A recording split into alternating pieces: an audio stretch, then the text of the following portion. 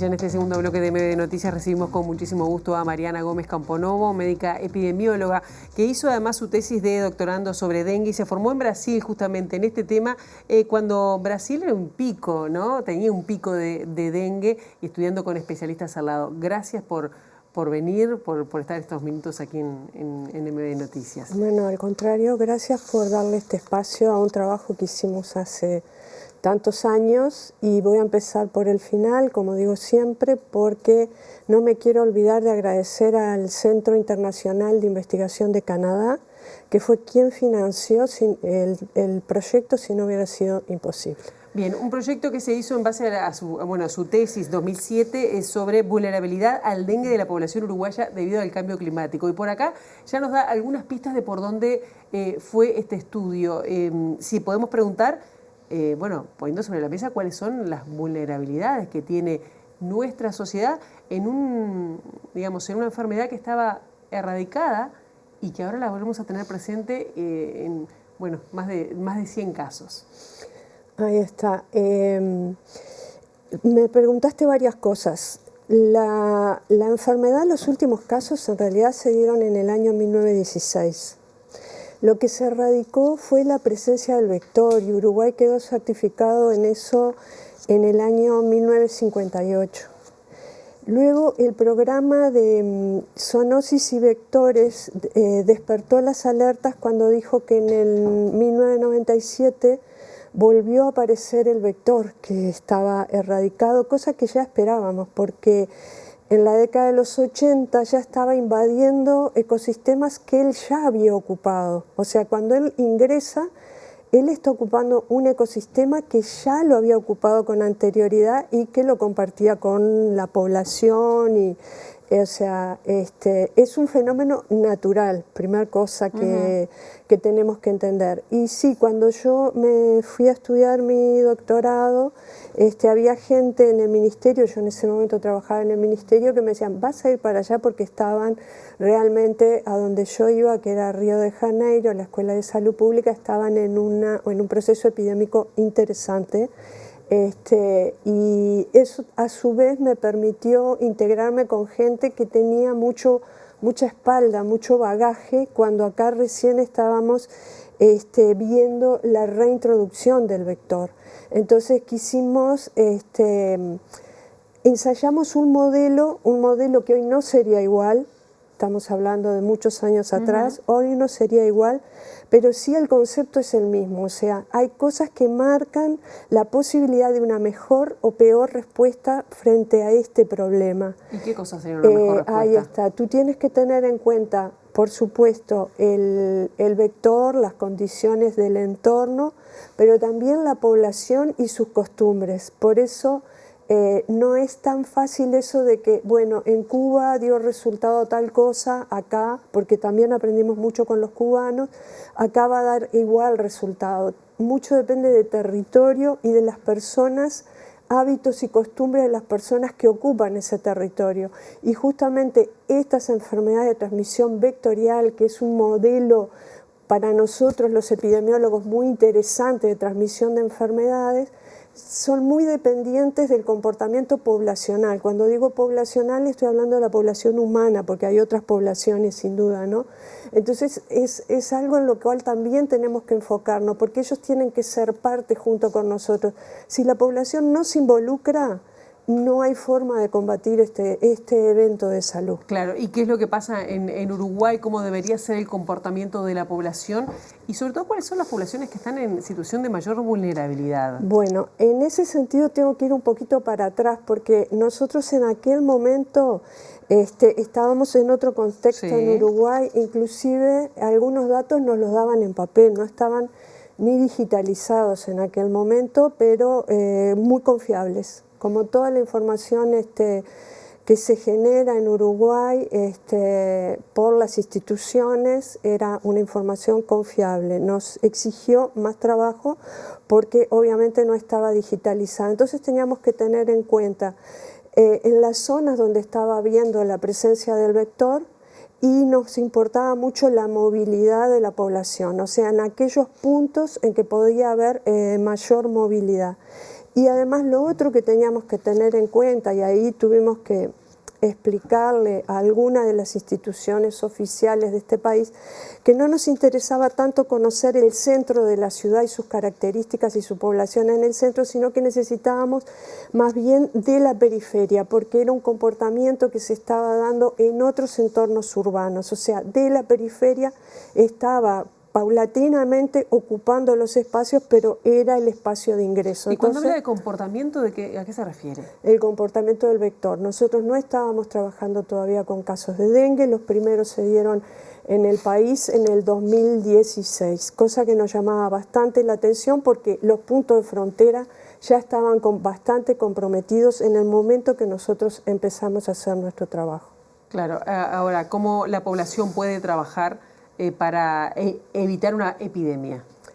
Bien, la situación en la que estamos actualmente, quien la puede calificar es sin duda el Ministerio de Salud, pero ya es una situación de alerta, podemos decir, porque cuando tú tienes un número inusual más allá de lo esperado para la epidemiología en particular, se nos prende en la amarilla y ya estamos pasando a la roja y entonces tenemos que estar con los equipos de campo. Tiene que haber también una investigación operativa porque no todas las acciones tienen igual eficacia y lo que se espera del comportamiento poblacional es en lo que se ha venido trabajando tantos años. Entender que es un mosquito que viaja y vive con nosotros, porque además ¿cómo llegó? Viajando con nosotros. Entonces el comportamiento de la población, que probablemente fue la gran barrera que ha existido todos estos años, es muy importante. Claro que a veces se bajan los brazos. Como docente tengo la experiencia de profe ya descacharrización, otra vez no, profe que lo vimos en la escuela, que lo vimos, pero es algo en lo que no podemos bajar los brazos, que tenemos que tener la alerta permanente y que cualquier momento que nosotros nos descuidamos, el vector está como toda especie, busca su supervivencia y se dispersa en todo el territorio. Y si además vienen casos, ¿usted piensa que aflojamos un poco en y podría ser que la población en algún momento, pero yo creo que en este momento es personal, mi visión, tenemos las fronteras muy comprometidas, es imposible que ese desplazamiento poblacional y algunos casos que han venido a la región, a nuestro país, a nuestro territorio, no trajeran el agente infeccioso y ya venía distribuyéndose muy bien el vector que tiene la capacidad de transmitir, que es contra lo que vinimos peleando todos estos años. Entonces se juntaron por decirlo como un programa muy conocido, la Sey y el Agua, claro. Se juntaron en un mismo momento, digamos. ¿Falló el sistema de vigilancia o de alerta? Realmente Zoonosis y Vectores es un programa que viene trabajando hace décadas y siempre está en terreno, y ahora frente a esta situación tú también lo ves en terreno y operativamente actuando. Tal vez el llamado de atención es para, a veces tenemos una sábana corta para financiar programas y cuando uno viene dando resultado no le damos todos los recursos que necesita. No sé si es la situación actual, solo un llamado de atención de que hay programas que, si bien son eficaces, necesitan tener los recursos necesarios a lo largo del tiempo y no bajar los brazos. Con respecto a la experiencia que usted tomó en el caso de Brasil, conoció el caso de Cuba, por ejemplo, ¿cuál sería la mejor manera? Leí sobre Cuba. Leyó sobre Cuba, que Cuba además tiene hace mucho tiempo dengue. Muy exacto. Importante. ¿Cuál sería la manera? Seguir, ni que hablar, sacando agua de los recipientes.